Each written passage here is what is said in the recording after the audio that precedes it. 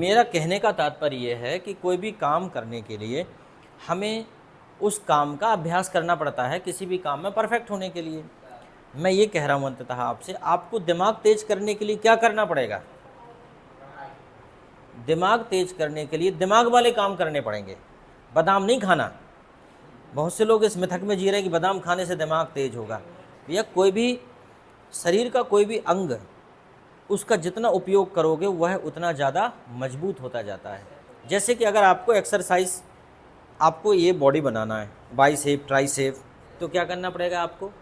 बार बार वजन उठाओगे, एक समय ऐसा आता है मजबूत हो जाता है हाथ, यहाँ से उभार आ जाता है यहाँ पे। मान लो आपको अपनी चेस्ट बढ़ाना है, तो आपने बताया था पुशअप, ठीक है, एक्सरसाइज करोगे। अगर पैर मजबूत करना है तो रनिंग, कुछ भी करना हो। अब सीधी सी बात है, तो दिमाग मजबूत करना है तो दिमाग की एक्सरसाइज। और दिमाग की एक्सरसाइज क्या है?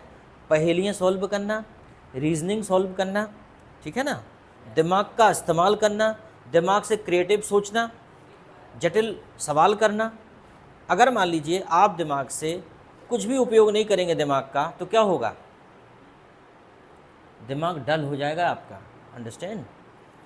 प्रकृति के बाकी जानवरों का दिमाग इसलिए कमज़ोर है क्योंकि वो दिमाग का इस्तेमाल नहीं करते। वो मनुष्य का दिमाग इसलिए विकसित होता चला जा रहा है क्योंकि मनुष्य अपने दिमाग का इस्तेमाल हाई लेवल पे करता है, फुल कैपेसिटी से करता है।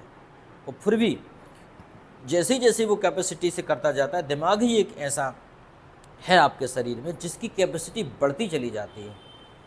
जब आप कह देते हो ना, कोई कहता है मैं 1 करोड़ रुपए पर मंथ कमाऊंगा, कोई कहता है मैं 2 करोड़ कमाऊंगा, कोई कहता है मैं 50,000 कमाऊंगा, ये बात बिल्कुल सही है, आप कमा सकते हो।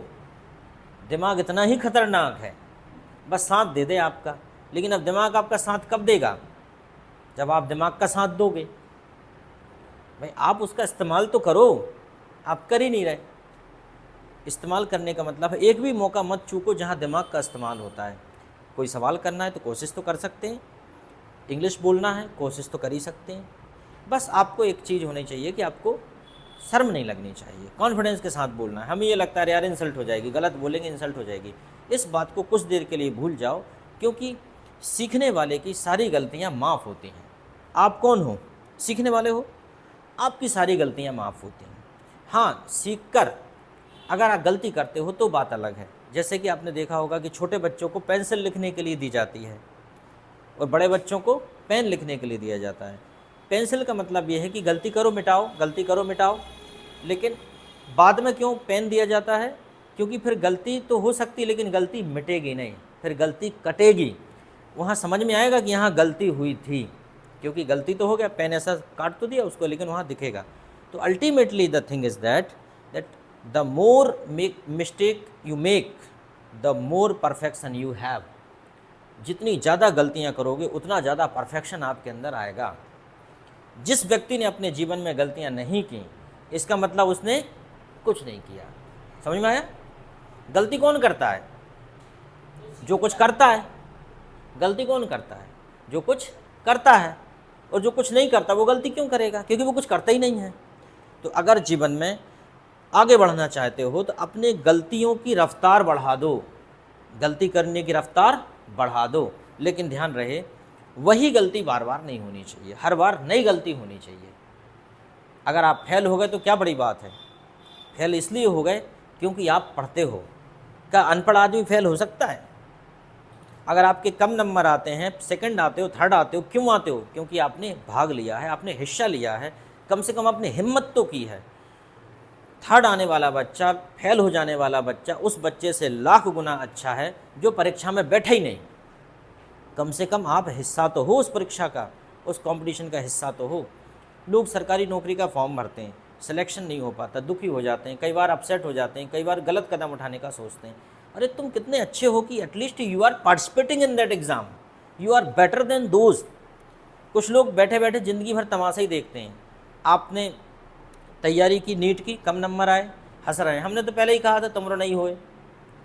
फिर दूसरा, आपने कोई एग्ज़ाम किसी नौकरी के लिए फॉर्म भरा, आप फेल हो गए, फिर हंस रहे हैं, हम तो कह ही रहे तुमरो नहीं हुए। वे बैठे ही हैं, वो कुछ कर ही नहीं रहे। फिर कोई तीसरी, आपने कहा मैं ये करूँगा, बिज़नेस खोलूँगा, दुर्भाग्य से बिजनेस में भी आपको नुकसान हो गया। वो कह रहे हम तुमसे कह रहे थे। ऐसे लोगों से मुंह लगने की ज़रूरत नहीं है।